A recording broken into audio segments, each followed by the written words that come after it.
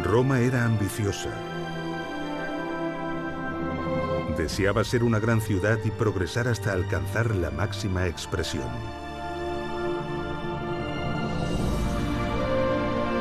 Y lo logró con tal éxito y eficacia que sirvió de modelo e inspiración para la fundación del resto de ciudades del imperio.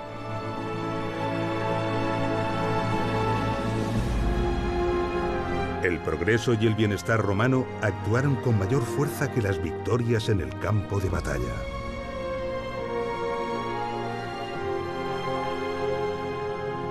Esta fue, seguramente, el arma de romanización más poderosa que jamás existió.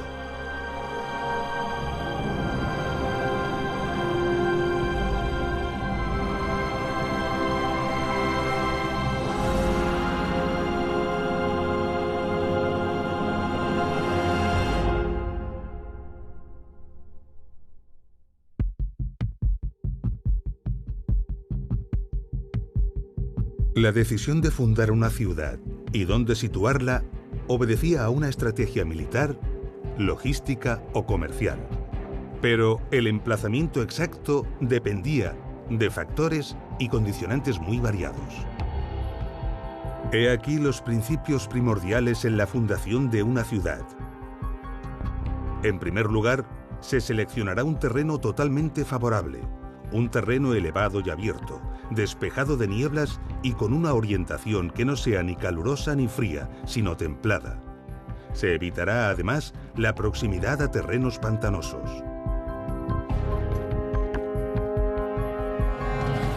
De esta forma, Marco Vitruvio Polión, arquitecto y tratadista romano, describe en su tratado sobre arquitectura los factores que se debían tener en cuenta para elegir el emplazamiento de una ciudad. En él considera multitud de factores, como por ejemplo que la cuadrícula de la ciudad debía estar orientada según los puntos cardinales, pero que esta orientación debía ser alterada según la dirección de los vientos dominantes. Y así continuaba con muchos detalles, como la orientación respecto al sol, la distribución alternativa de la cuadrícula según fuera una ciudad de interior o de costa, y un largo etcétera.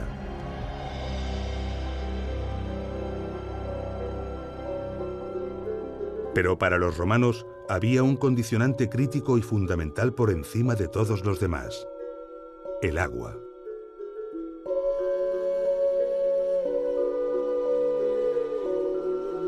Los romanos sabían que el agua era un elemento fundamental de progreso y bienestar y que debía llegar abundantemente hasta el corazón de la ciudad. Gayo Plinio Cecilio II, escritor, científico, naturalista y militar romano, más conocido como Plinio el Viejo, no pudo ser más explícito y rotundo cuando dijo: «Son las aguas las que hacen la ciudad».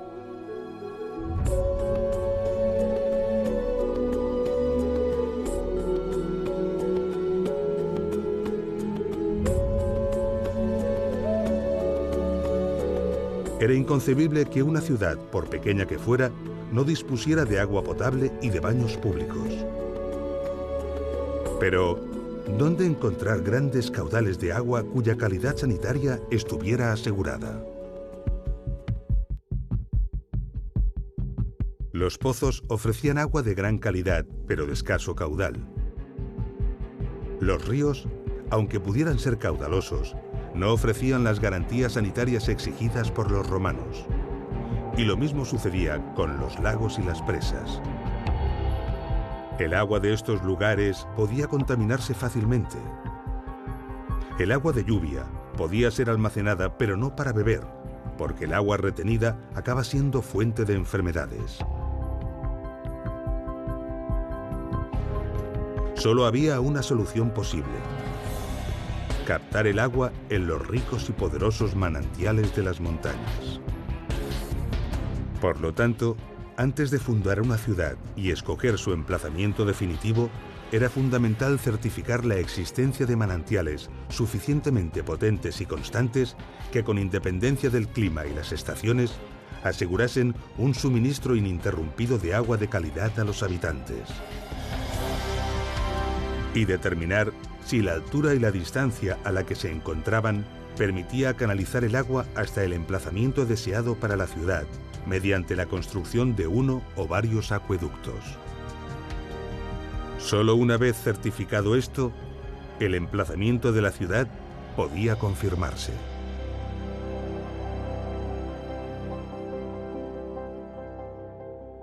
Con el emplazamiento confirmado, se procedía a la delimitación del terreno mediante un ritual que los romanos habían heredado de los etruscos. Un augur confirmaba si el lugar resultaba propicio para los dioses. En cualquier caso, el augur confirmaba un emplazamiento ya escogido por los ingenieros. Luego, se procedía con la inauguratio. En un punto central del espacio elegido se abría una fosa y se introducían en ella ofrendas y tierra del lugar de origen de los fundadores. Después, se marcaba el perímetro de la ciudad con un arado tirado por una yunta de bueyes guiada por un sacerdote. Sobre este perímetro se situaría la muralla defensiva de la ciudad. Después, un mensor calculaba y delimitaba las zonas en el interior de este espacio. Finalmente, un sacerdote oficiaba la consagración mediante un sacrificio en honor de la tríada capitolina, formada por los dioses Júpiter, Juno y Minerva.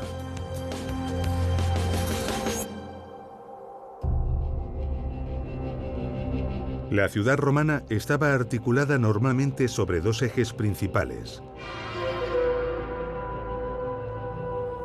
el Cardo o Cardo Maximus, la calle que se orientaba más o menos de norte a sur, y el Decumanus Maximus, la calle perpendicular a esta que atravesaba la ciudad de este a oeste.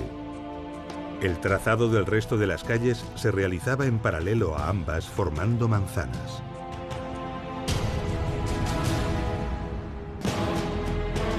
El núcleo de la ciudad era el foro. Se trataba de una gran plaza porticada, por lo general rectangular, donde se hallaban los principales edificios públicos.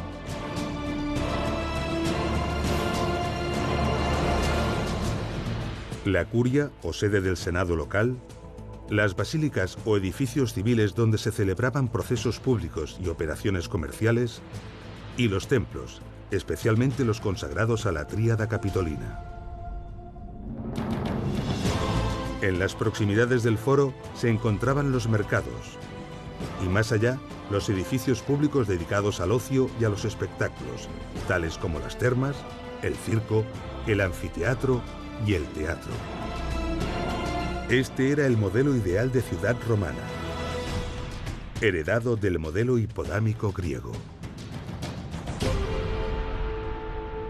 Este modelo se puede comprobar fácilmente en muchas de las ciudades que han logrado conservar su huella en el territorio gracias a las imágenes de satélite.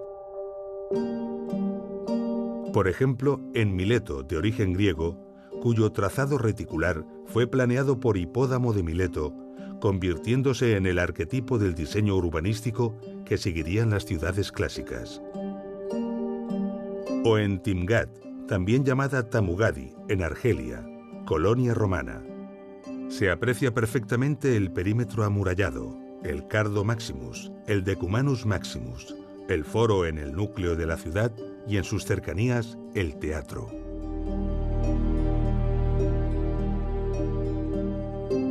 Pero el modelo ideal podía ser alterado.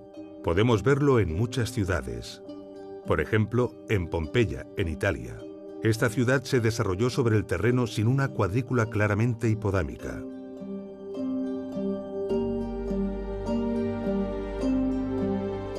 También en Palmira, en Siria, de origen nabateo, capital de la reina Zenobia, que finalmente fue conquistada y ampliamente romanizada.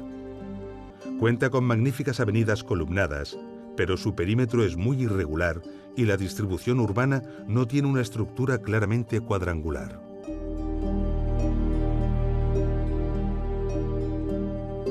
Pero en ocasiones, el modelo podía alterarse considerablemente.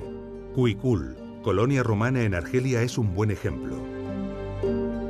O Cirene, colonia griega en Libia, distribuida a lo largo de una gran calle en el Castro.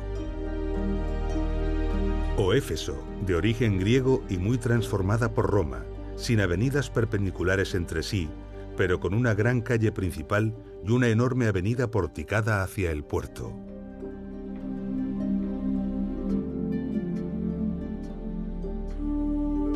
La mayoría de las ciudades romanas eran obras colosales que abarcaban enormes extensiones. Pero a lo largo de 2000 años, todas estas ciudades han sufrido catástrofes naturales, saqueos o destrucciones premeditadas, siendo muchas de ellas prácticamente borradas de nuestro presente. A pesar de ello, importantes restos han logrado perdurar hasta nuestros días.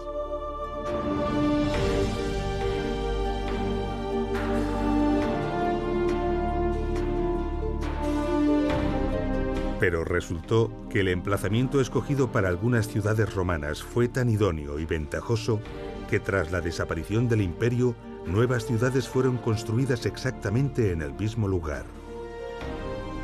Algunas de estas ciudades han perdurado hasta nuestros días y son el resultado de una evolución urbanística de más de 2000 años. En la actualidad, estas ciudades son maravillosos yacimientos arqueológicos.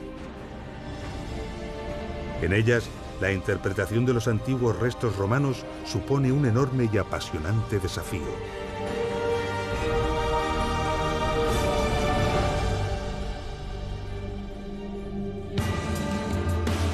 Año 218 a.C. El ejército cartaginés, al mando del general Aníbal Barca, emprende una gran campaña contra Roma. Para ello, decide cruzar Iberia y el sur de la Galia. Su objetivo es atravesar los Alpes para dirigirse directamente a Roma. Para cortar la vía de suministro al ejército cartaginés, Roma decide desembarcar en la antigua Iberia. Era fundamental cortar los suministros y las comunicaciones entre Aníbal y su retaguardia para así aislarlo. Pero para ello debe encontrar un emplazamiento militar estratégico en la costa mediterránea. El general Gneo Cornelio Escipión dirige a las legiones romanas con la misión de encontrar este lugar idóneo. Y lo halla en una elevación costera desde la que se dominaba una bahía propicia para construir un puerto. Allí se levantó un campamento y luego una ciudad. Es la aparición de Tarraco, la puerta de Roma en Hispania.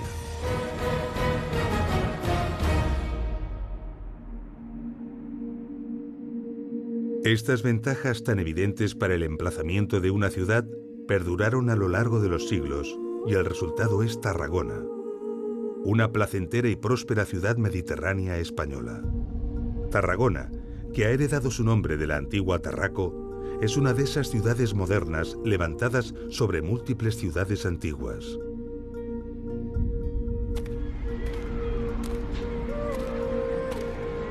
Pasear por Tarragona es algo muy especial. El hecho de que Tarragona esté exactamente en el mismo emplazamiento que la antigua Tarraco hace que al caminar, la historia te salude a cada paso. En los próximos minutos asistiremos a un gran espectáculo en el que comprenderemos la grandeza y esplendor que se oculta tras cada una de estas piedras.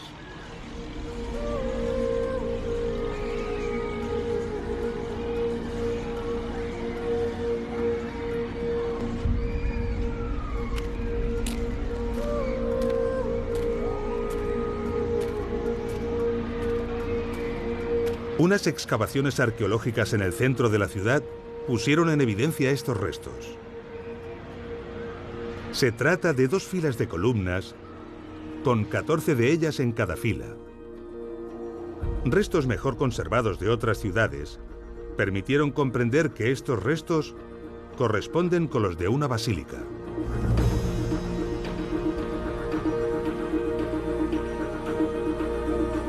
Era un gran edificio de 3 naves. La nave central estaba más elevada que las laterales, hecho que favorecía la iluminación del interior. Esta basílica era la Basílica Jurídica, el lugar donde se formalizaban los temas legales como contratos y juicios, pero también actos de culto al emperador. Se trataba de un edificio integrado en el corazón de la ciudad, el foro local.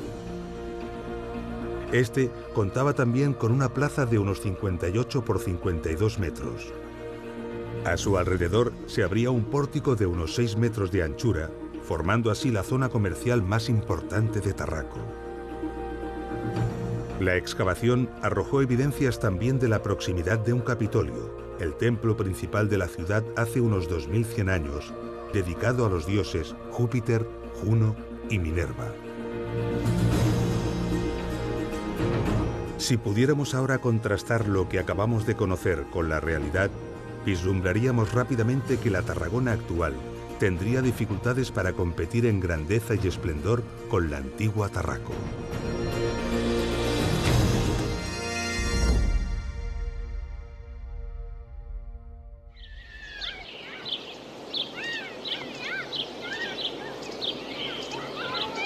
En el norte de Tarragona encontramos un bonito y tranquilo parque llamado Campo de Marte. Es un lugar que nos traslada al pasado y nos ofrece paseos silenciosos y reflexivos. Este parque está situado al pie de las antiguas murallas romanas de Tarraco. Estas murallas son excepcionales por diversas razones. Primero, porque son una de las construcciones romanas más antiguas conservadas fuera de Italia.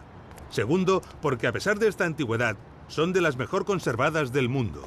En su diseño se emplearon en los 3 primeros metros unos megalitos que sirven como refuerzo para los impactos de las máquinas de guerra y también para constituir una excelente cimentación.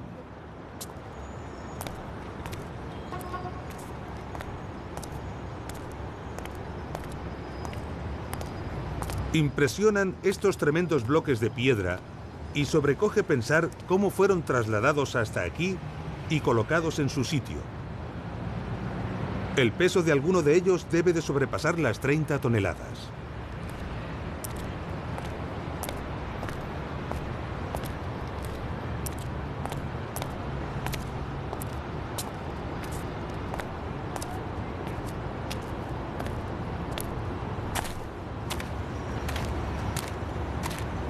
En la parte superior, el diseño contempla una obra de sillares regulares, bien ajustados, unidos en seco y sin mortero. Es el llamado opus quadratum. Muchos de estos sillares presentan marcas incisas que recuerdan obras similares alzadas en Italia.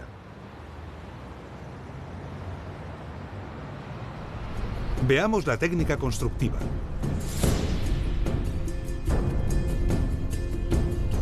La base de la muralla tiene unos 5 metros de ancho. A ambos lados se situaban los megalitos y el interior se rellenaba con piedras gruesas y tierra. Después se situaban los sillares, bien trabajados, perfectamente ajustados y unidos en seco. Cada pocos metros se colocaban otros transversalmente, formando muros interiores. Con esta técnica se lograba un esqueleto interior que reforzaba y aumentaba considerablemente la resistencia de la obra. Se creaban además compartimentos independientes que no comprometían al resto de la muralla en caso de que se abriera una brecha. El interior se rellenaba inicialmente de piedras pequeñas y cascotes de menor tamaño, y después se extendían capas de adobes de unos 10 por 30 por 45 centímetros. La altura total de la muralla alcanzaba los 10 o 12 metros y la anchura en la parte superior unos 4 metros. Suficiente para habilitar una zona de vigilancia conocida como paso de ronda.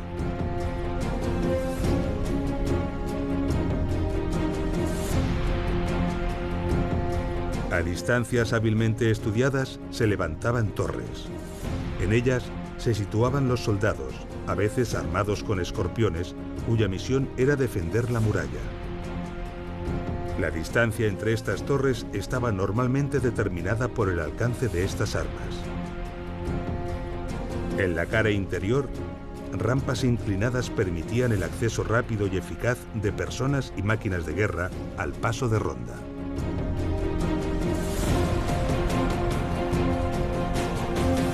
En la actualidad, la parte conservada de la muralla de Tarragona envuelve solo parcialmente el núcleo antiguo, pero en su momento se extendía a lo largo de todo el perímetro de la ciudad, unos 5 kilómetros.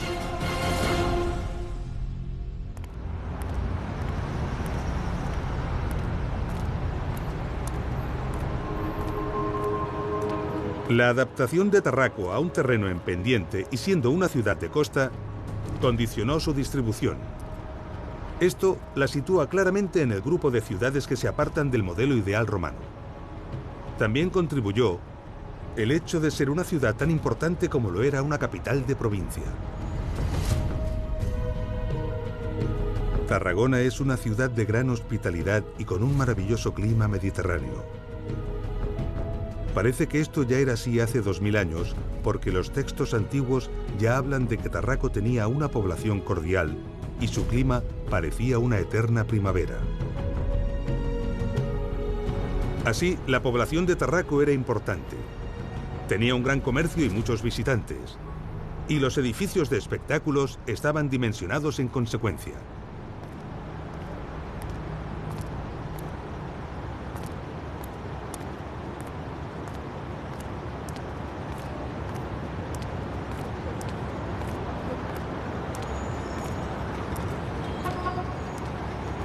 En el extremo oriental de esta calle encontramos hoy restos de la muralla medieval de Tarragona.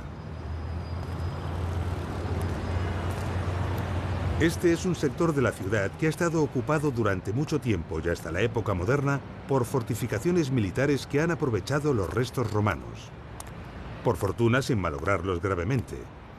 Así que, tras estos muros, tenemos una agradable sorpresa.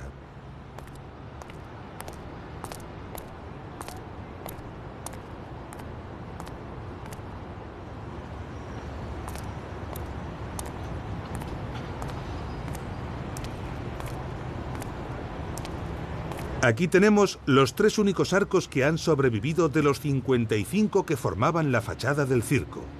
Tienen 7 metros de altura. Realmente impresionantes. Podemos ver que la fachada está construida con sillares trabajados con esmero. En el interior, otros más pequeños de tipo sillarejo. Y las bóvedas vemos que están elaboradas con el famoso hormigón romano.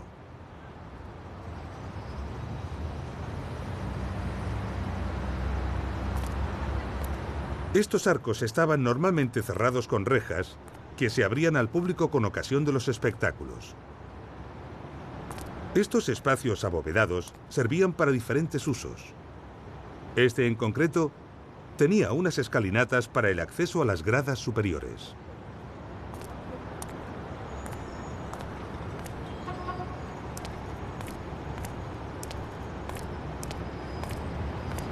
Desde este lugar podemos ver los arcos que se conservan. Y desde aquí tenemos las cimentaciones de los que no han conseguido perdurar.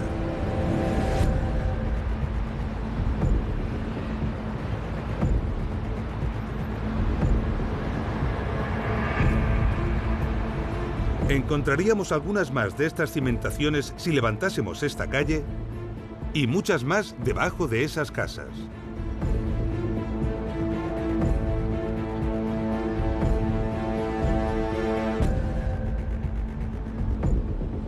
Allí se insinúa claramente la forma de las gradas.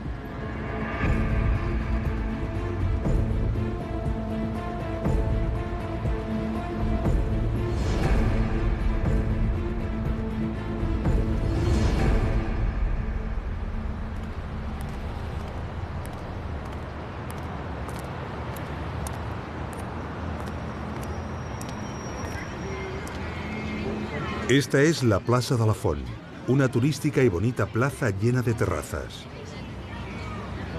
Al fondo podemos contemplar el ayuntamiento de la ciudad. Donde ahora la gente toma café, antaño corrían los caballos.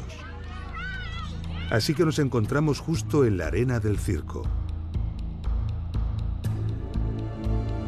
Esta plaza ocupa aproximadamente un 20% de la superficie del circo.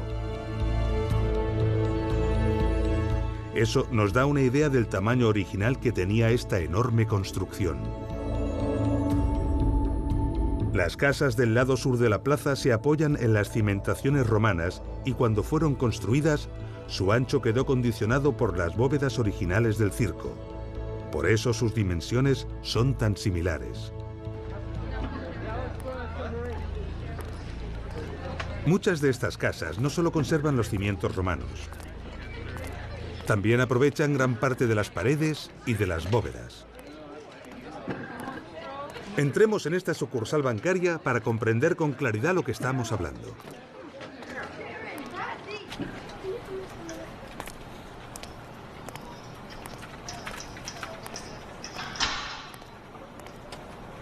Aquí podemos ver que este local ha heredado el hueco de una bóveda, concretamente la número 28 de la fachada del circo. Con acierto y mucho gusto, esta entidad bancaria tuvo en cuenta todo esto a la hora de plantear su decoración.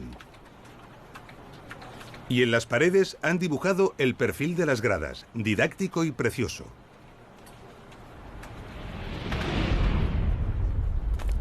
Y esto ocurre en multitud de locales y casas, la mayoría de ellos privados. Muy cerca, en la llamada Plaza dels Sedassos, otras excavaciones han dejado al descubierto nuevos y esclarecedores restos del circo.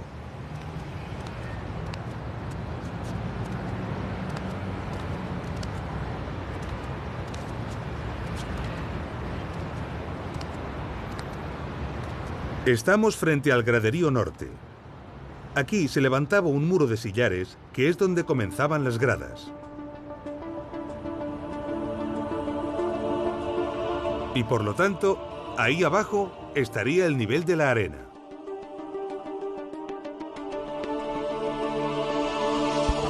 También podemos ver parte de las bóvedas que soportaban las gradas.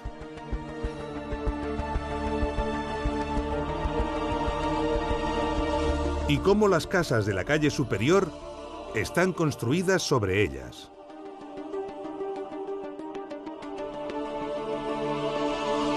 Podemos ver ahora con mayor claridad que nunca cómo las casas aprovechaban las cimentaciones romanas.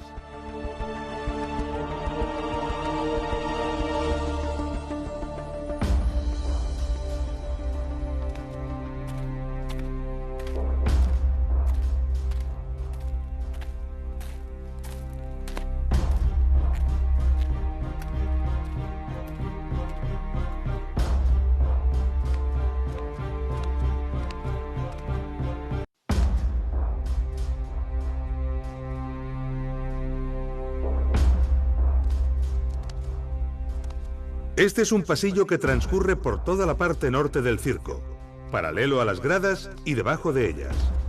Antaño debió abarcar toda la longitud que el circo tenía, pero actualmente solo se conserva como un tercio del total.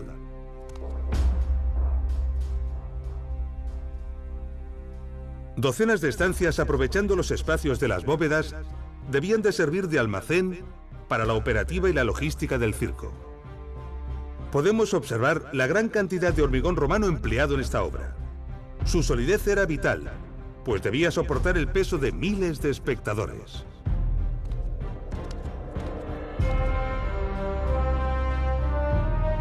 El Circo de Tarraco era un edificio impresionante con una longitud de unos 310 metros y una anchura de entre 100 y 120. La arena estaba dividida por un amplio muro, euripus o espina, decorado con elementos escultóricos y arquitectónicos. Su capacidad era de unos 23.000 espectadores. En él se celebraban los ludi circenses, sobre todo las carreras de carros. Una gran torre se encontraba en cada extremo del circo. La torre del lado este, llamada actualmente Torre del Pretorio, se conserva, aunque considerablemente alterada debido a diversas reconstrucciones en el tiempo. Desde ella Las vistas de la ciudad de Tarragona son imponentes y podemos vislumbrar la grandeza que antaño tuvo que tener el circo romano de Tarraco.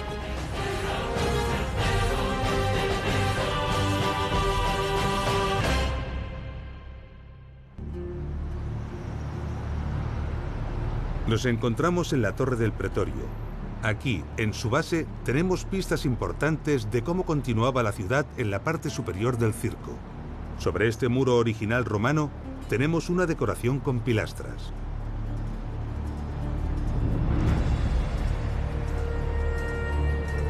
Y aquí, abajo, un indicio de dónde se situaba realmente el nivel de los cimientos. Uniendo esta información con la que arrojan otros hallazgos y por el conocimiento que tenemos de las ciudades de otras partes del imperio, podemos reconstruir el elemento arquitectónico al que pertenecen, la plaza de representación y de administración de la provincia.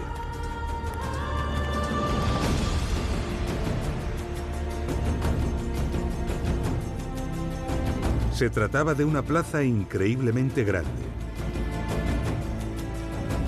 Quizás la segunda más grande de todo el Imperio Romano. Medía 265 metros de largo y 145 de ancho. Las construcciones perimetrales acogían los equipamientos propios de la administración provincial: archivos, tesorería, aulas de reunión. El interior de la plaza estaría seguramente adornado de jardines, fuentes, inscripciones honoríficas y numerosas estatuas.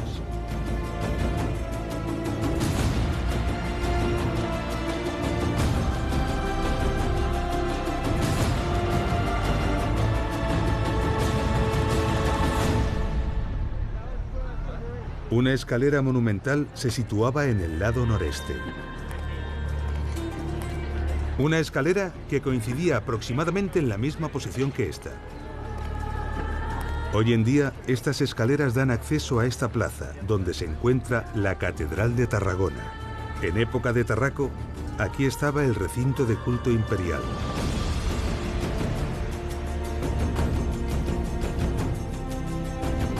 Otra gran plaza, esta vez de 156 por 133 metros.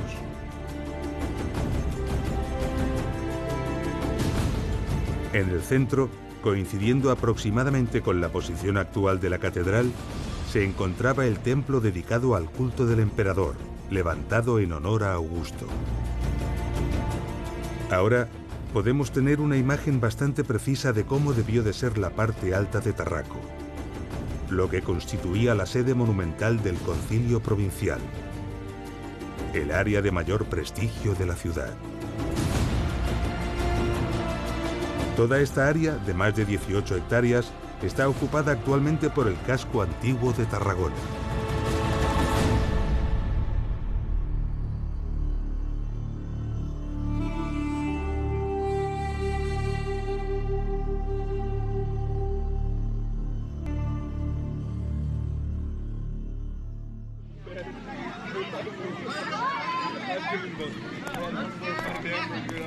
La zona alta de Tarraco era una zona destinada a las élites políticas y económicas de la ciudad.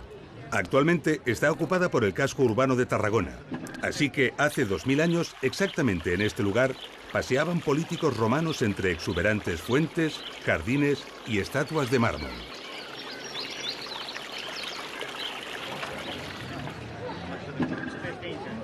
Es imposible no pensar acerca del destino de las enormes y lujosas estructuras que aquí se encontraban. En muchas casas, la mayoría de ellas de poco más de un siglo de antigüedad, encontramos pistas que pueden dar respuesta a estas preguntas. Antiguos pedestales de estatuas con su inscripción original en latín que han sido empleados como material vulgar de construcción. La parte alta de Tarraco sirvió como aprovisionamiento de materiales para otras construcciones, algo que ha ocurrido durante más de 1500 años hasta hace muy poco.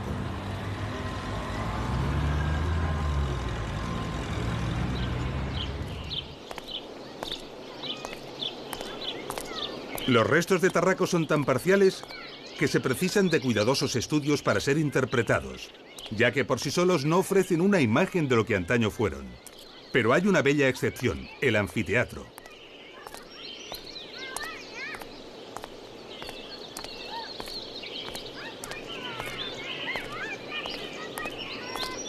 El anfiteatro de Tarragona se ha conservado lo suficiente para darnos una imagen bastante aproximada del edificio que fue. A ello han contribuido diversas restauraciones.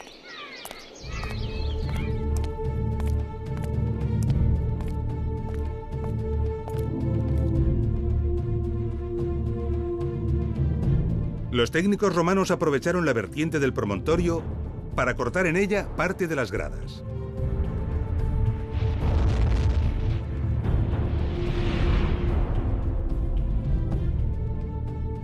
En las zonas donde el terreno no lo permitió, las gradas se levantaron sobre bóvedas.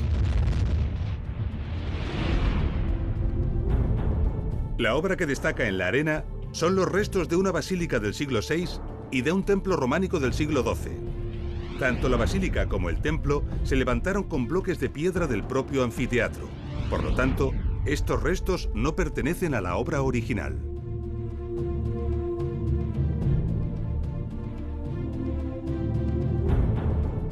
En ese lugar estaba la tribuna.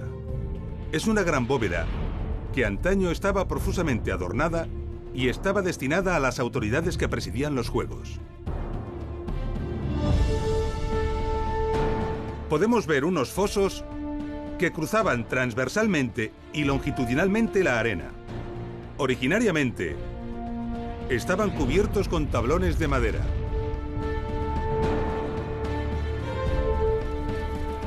En ellos se encontraban espacios de descanso y de culto donde los gladiadores invocaban a la diosa protectora Némesis.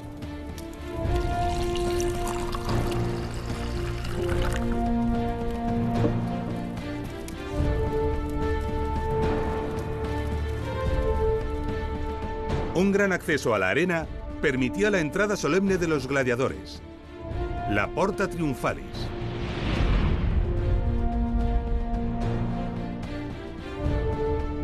Otro, la salida de los vencidos en combate, la Porta Libitinaria.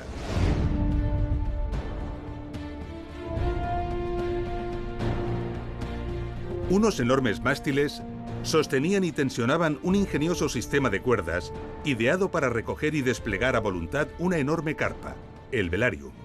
Su misión era proteger a los espectadores del sol en días calurosos. Este anfiteatro tenía una capacidad aproximada de 12.000 espectadores.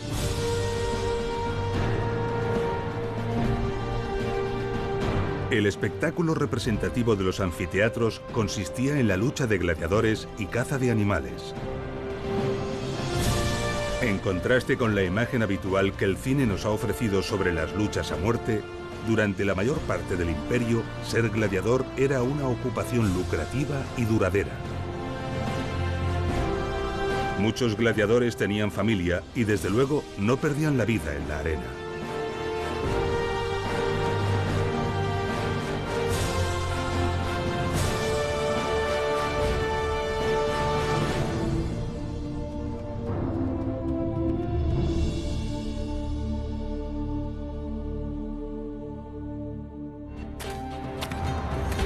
Los vestigios encontrados del anfiteatro y del circo romano de Tarraco han sido importantes, arrojando mucha luz de cómo fueron estos edificios originariamente.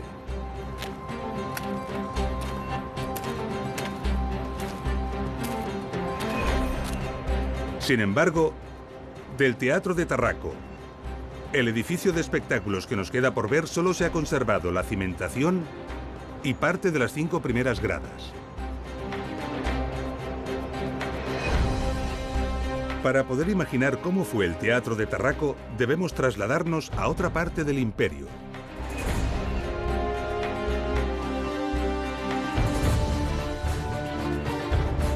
A una ciudad similar a Tarraco, en la que su teatro romano haya conseguido perdurar en mejores condiciones.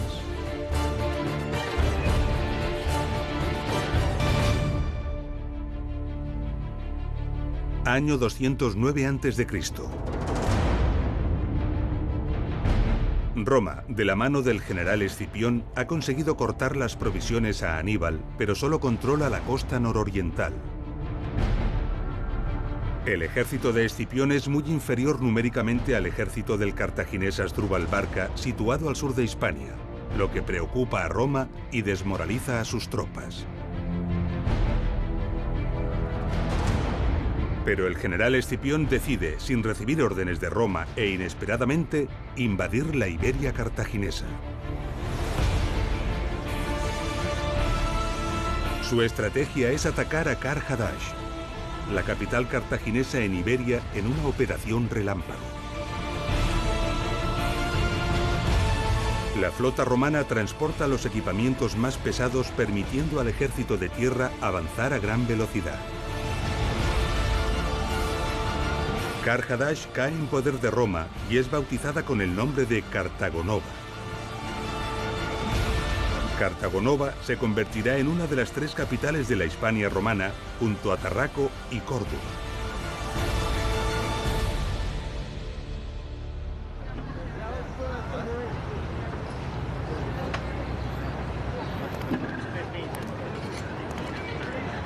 Al igual que sucedió con Tarraco, el emplazamiento de Cartagonova era tan ventajoso que a lo largo de los siglos se ha mantenido una ciudad en el mismo lugar. Esta ciudad es la actual ciudad española de Cartagena.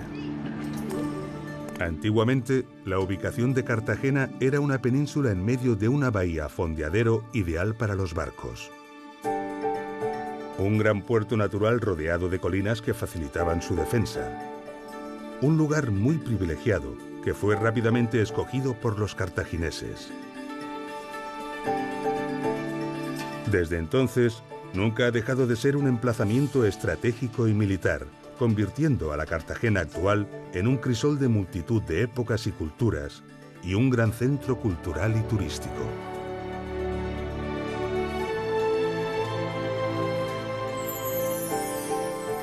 El monumento antiguo más impresionante que la ciudad conserva de todos sus siglos de historia es el Teatro Romano de Cartagonova. Sus restos han sido magistralmente integrados en el tejido urbano de la actual Cartagena, ofreciendo a la ciudad un magnífico espacio museístico. El museo está concebido brillantemente, ofreciendo como última sala de visita el propio teatro.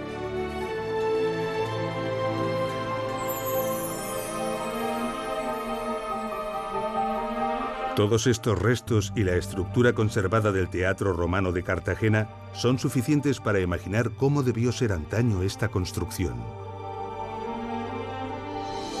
Las representaciones teatrales tenían lugar en el proscenio.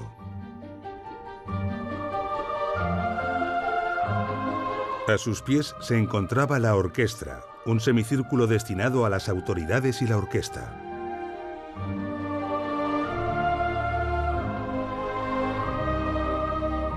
Envolviéndolo todo estaba la cavea, estructura semicircular que albergaba las gradas.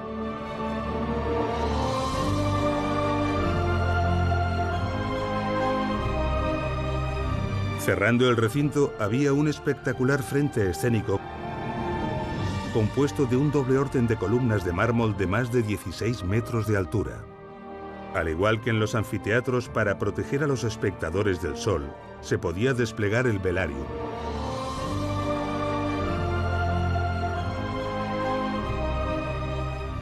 Tras el frente escénico había un gran espacio ajardinado.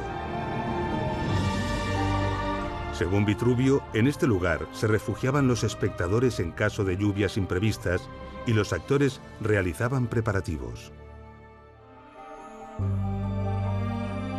Los teatros romanos eran edificios emblemáticos en los que se representaban obras clásicas y romanas. Su destino principal era, como el de los demás edificios de espectáculos, el ocio ciudadano. En el Teatro Romano de Cartagonova cabían 6.000 espectadores que se situaban en la cavea en un orden establecido según su rango social.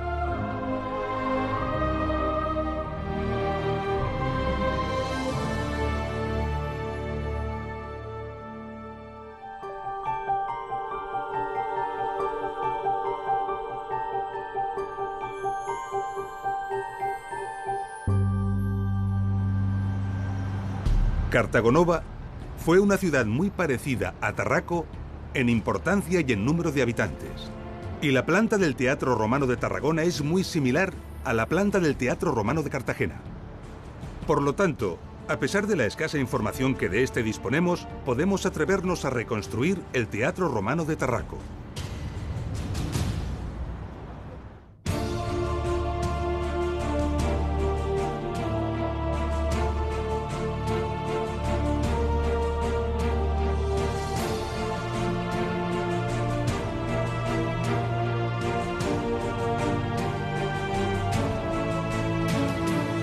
Con la incorporación del teatro, nuestro modelo de la antigua Tarraco se completa sustancialmente, solo faltando el puerto y la ciudad residencial para ser completado. Pero conocer la ciudad residencial de Tarraco es extremadamente difícil, ya que el espacio que ocupaba en tiempos de Tarraco está actualmente ocupado por la parte moderna de Tarragona.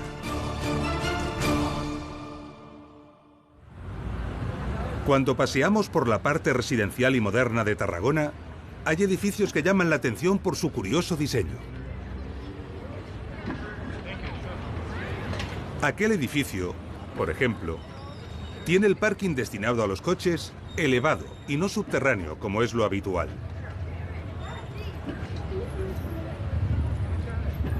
Este diseño no es caprichoso, tiene una poderosa razón. Aquí, bajo el edificio, se encuentran restos de la parte residencial de Tarraco. Restos que aparecieron en las excavaciones realizadas para construir estos edificios y que el ayuntamiento de la ciudad obligó a preservar para su futuro estudio. Son solo cimentaciones, pero todas juntas nos ofrecen una imagen clara.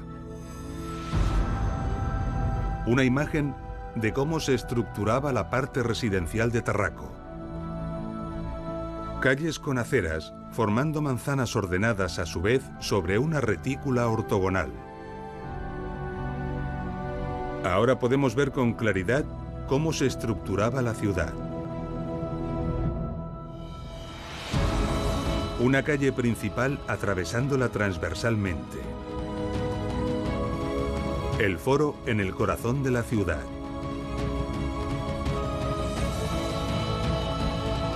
En la parte alta, la zona administrativa, el circo y fuera de las murallas, el anfiteatro. Coronándolo todo, el recinto de culto. Y en el sur, con toda seguridad, el puerto. Un puerto hipotético basado en el conocimiento adquirido de otras ciudades, ya que hasta la fecha no se han encontrado vestigios que nos indiquen cómo fue realmente el antiguo puerto de Tarraco.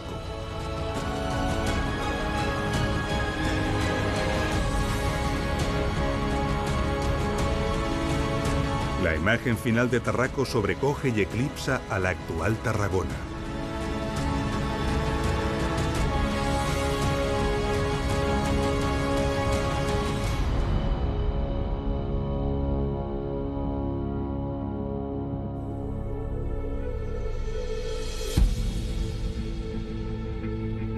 Estamos al final de nuestro episodio.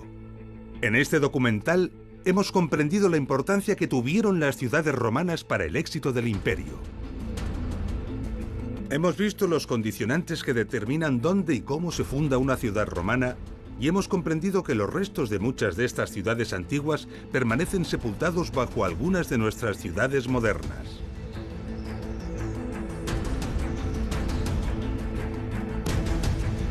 Hemos asistido al espectáculo de interpretar los restos antiguos de una ciudad romana y enfrentarlos a una ciudad moderna. De esta forma hemos reconstruido el Gran Teatro Romano de Cartagonova.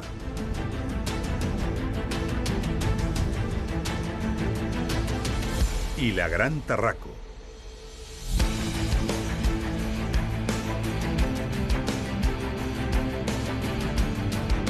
Tarraco era una gran ciudad, pero empequeñece comparada con las ciudades más grandes del imperio.